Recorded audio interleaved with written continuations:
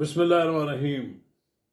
नाजरीन का ये वक्त भी आना था कि इमरान खान स्टेप डाउन कर जाएंगे और पीटीआई के बैरिस्टर गौहर खान चेयरमैन बन जाएंगे।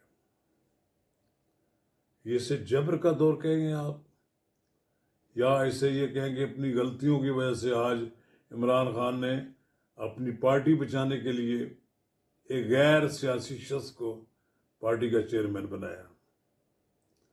इसी तरह बुकला की जो टीमें हैं उसमें भी एक झगड़ा पैदा हो गया है। वो हर एक आदमी हर एक आदमी इमरान खान का जानशीन बनने के लिए दाव में बैठा हुआ था। लेकिन बहरहाल इमरान खान ने बैरिस्टर गौहर खान का इंतखाब किया, जिनके बारे में तासर यह है कि उनके एस्टेब्लिशमेंट के साथ अच्छे तल्लुकात हैं, या हो सकता है ये कि एस्टेब्लिशमेंट की मंजूरी से वो पीटीआई के चेयरमैन बन रहे हो।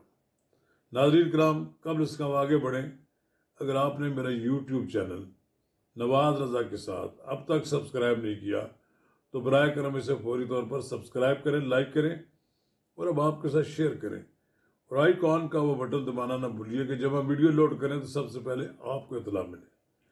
तो नाज़रीन कराम, बैरिस्टर गौहर खान ने चेयरमैन के लिए कागजात नामजदगी दाखिल करा दिए, बिला मुकाबला वो चेयरमैन बन गए और इसके बाद पार्टी के दीगर उहदेदारान की भी नामजदगी का अमल मुकम्मल हो जाएगा। कुछ हलकों की जानब से कहा जा रहा था कि इमरान खान ने बैरिस्टर गौहर खान को जो पार्टी का चेयरमैन बनाया है वो गलत फैसला है। कुछ और लोग भी दाव में बैठे हुए थे, मरवत साहब भी एक वकील हैं वो भी थे, लतीफ़ खोसा खासा भी ख्वाब देख रहे थे, फिर शायद अली ज़फ़र साहब का भी हो कि मैं भी उनका वकील हूँ, मुझे बना दिया जाए। लेकिन बहरहाल एक अहमद अवैस साहब भी वकील हैं, उनका भी शायद दिल हो। वकीलों की तो लॉटरी निकल आई ना, पीटीआई में गैर सियासी लोगों की जगह बन गई और सियासी लोग पस मंजर में चले गए, सियासी लोग वैसे भी भाग गए। पीटीआई में बुज़दिल एक कैडर था जो सारे के सारे लोग छोड़ छुड़ा कर को तौबा तायब करके चला गया, कोई माफ़ी मांग कर चला गया और कोई किसी दूसरी पार्टी में चला गया। लेकिन बहरहाल आप देखें कि इमरान खान साहब ने जो पीटीआई में अपनी मर्जी के इंट्रा पार्टी इलेक्शन के लिए जो जगह उन्होंने इंतखाब किया है जिन लोगों को, अब देखें उन्होंने चीफ इलेक्शन कमिश्नर के लिए भी उन्होंने नियाज़ुल्लाह नियाज़ी को बनाया था अपना चीफ इलेक्शन कमिश्नर। बहरहाल पार्टी में तब्दीली आ गई है। अब पार्टी का असल कहते हैं ताकत का सरचश्मा तो पार्टी के अंदर इमरान खान ही रहेंगे। ये इसी तरह रहेगा जैसे नवाज शरीफ को डिस्क्वालीफाई कर दिया गया तो फिर उनकी जगह मियाँ शहबाज शरीफ ने ले ली। लेकिन इनके इमरान खान साहब के पास तो ख़ानदान में कोई ऐसा आदमी नहीं है जो उनकी जगह पार्टी को चला सके, और शायद उन्होंने एस्टेब्लिशमेंट को ये पैगाम दिया है कि मैं एक ऐसा आदमी अब नया चेयरमैन ला रहा हूँ जो सुलझू है, जो आपके साथ तसादम की पॉलिसी इख्तियार नहीं करेगा, तो उनको मौका दिया जाएगा कि वो पार्टी के दरमियान और हुकूमत के दरमियान और एस्टेब्लिशमेंट के दरमियान कोई ऐसा रास्ता अख्तियार करें कि इमरान खान की जो मसाइब है उनमें कमी आ जाए। लेकिन जहाँ तक मुझे नज़र आता है मसाइब तो कमी नहीं आएगी। इमरान खान के साहब के लिए 2-3 साल तो जेल है ही, इतनी जल्दी उनका बाहर आना मुझे मुमकिन नज़र नहीं आता। ये जो पार्टी के जो इंट्रा पार्टी इलेक्शन में जो बारे में जो कन्फ्यूजन पैदा किया गया है, तो इमरान खान ने ये कहा है कि इस कन्फ्यूजन को दूर किया जाए। ये अली ज़फ़र साहब ने कहा है। उनके ख्याल में ये है कि लतीफ़ खोसा का आपको गलतफहमी हुई है, कागज़ पर और कानूनी तौर पर पीटीआई के चेयरमैन गौहर खान ही होंगे, लेकिन फैसले उसी तरह होंगे जैसे पहले आते चले आ रहे हैं।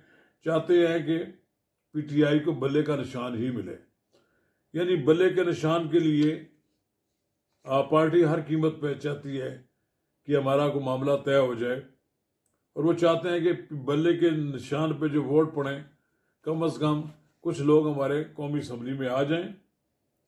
तो लतीफ़ कोसा साहब ने अब तक पीटीआई ज्वाइन भी नहीं की। उन्होंने ये कहा अली ज़फ़र नगर उन्होंने टिकट के लिए चेयरमैन पीटीआई को ज़ाती तौर पर दरख्वास्त की तो इस बारे में चेयरमैन ने मुझे कुछ नहीं बताया।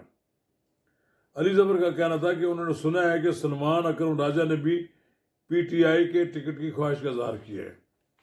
वकीलों की जमात बन गई है, हर तरफ वकील ही वकील है। पीटीआई के वकीलों ने पीटीआई की क़यादत को घेर लिया है, उनकी मजबूरियां हैं, वो पेश होते हैं, वही मुलाकात कर सकते हैं इमरान खान के साथ ज़्यादा। लिहाजा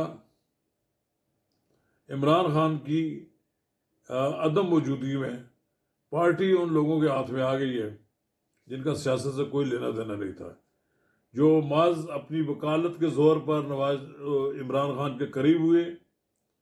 इमरान खान की कम से कम फीसें तो माफ़ उन्होंने कर दी, कोई फीस तो लेने वाला कोई नहीं होगा, लेकिन इसकी कीमत उन्होंने ये वसूल की है कि कोई चेयरमैन बन गया है, कोई दूसरा अहदा ले लिया, किसी ने तीसरा अहदा ले लिया है। लेकिन ये किसी पार्टी के लिए बड़ा अफसोसनाक मकाम होता है कि जिस पार्टी के लोग साल तक इस पार्टी में रहे, लेकिन जब इब्तला का वक्त आया तो वो भाग गए। आज इमरान खान के पास कोई ऐसा आदमी नज़र नहीं आता जो उनकी जगह ले सके, किसी को नामजद कर सकें।